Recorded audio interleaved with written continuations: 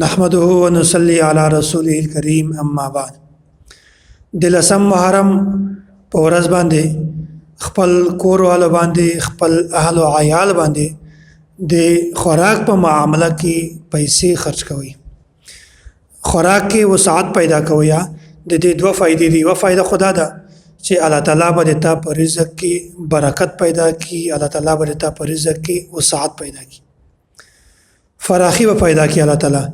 او دومره فائدہ دا ده چې الله تعالی به تا فقر او فاقه غربت دا ختم کړي. نو د لسم محرم ورځ داسې ده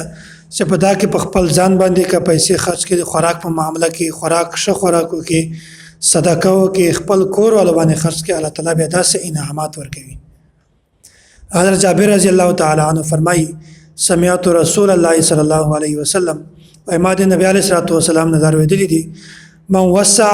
على نفسه وآله يوم عاشوراء وسع الله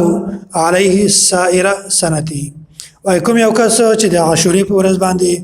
د لسم محرم په ورځ باندې په خپل ځان باندې یا په خپل اهل او عیال باندې د کور په والو باندې مور پلار بچیان خزا څومره چې په کور کې وي په دې باندې کچیرته دغه پیسې خرج کی وسعت پیدا کی په رزق کې په خوراک دی خوراک په معاملہ کې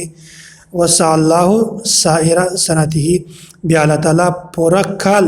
د په رزق کې الله تعالی وسعت پیدا کوي. څومره زیاته فائدہ ده خو بس د لږ غلط فهمي دی وجنه د سستی دی وجنه بس بیا دغه خبره د مونږ تاسو نه ټولي ویری شوی. نو په کار ده چې په دغه ورځ باندې د خوراک په معاملہ کې مونږ تاسو وسعت پیدا کو. د وسعت نه دا مطلب ده چې څومره شریعت اجازه را کړی خپل حد ده، د حد نه تجاوز کول افراط تفریط نه کار اخیستل دا ټیک خبره نه ده. بس چې انسان څومره طاقت وي وسعت وي، یو سړی به ډیر مالدار وي هغه غټه صدقه کولای شي عادي د حیثیت مطابق ده، او یو سړی به غریب وي دومره به مالدار نه وي استطاعت توفیق په نوي دي زیات پیسې خرج کولول بیا د افراط تفریط نه کار نه اخلي، بلکې څومره د طاقت وي وسعت وي هغه مطابق ته دی پیسې خرج کوي. او داسې حضرت جابر رضی الله تعالی عنه او داسې مشهور محدث یحیی بن سعید او مشهور امام مفقی سفیان بن عیینه دا فرمایي وای مونږ د دې خبرې تجربه کړې ده او لکه څنګه چې نبی علیه الصلوۃ والسلام فرمایلی دي داسې بالکل هغه خبره مونږ په سترګو باندې ولیدله چې مونږ په دا ورځ باندې د خوراک په معاملہ کې وسعت کاوه، ښه خوراک هم کاوه خپل ځان باندې هم او اهل او عیال باندې هم، بیا دغه کومه نتیجه ده د رزق د وسعت ولا د مونږ په خپل سترګو باندې ولیدله. دا خو د لسم محرم په ورځ باندې د پیسو خرج کول ولا خبره ده چې خپل اهل او عیال باندې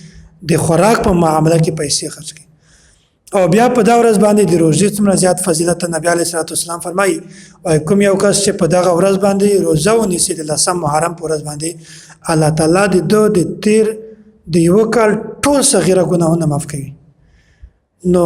څومره زیاته غټه خبره ده چې الله تعالی د یو کال صغیره ګناهونه درته معاف کوي صرف د یوې روزې د برکت دی وجنه. نو په کار ده مونږ ته او تاسو ته هم چې د لسم محرم یا د یو لسم ور سره یا نم او لسم دا دوره چې موږ تاسو روزي ونیسو او په خپل خوراک کې وسعت پیدا کو او خپل اهل او عیال باندې خرج کو، نو یا الله تعالی موږ ته ډېر زیات ثمرات راکوي.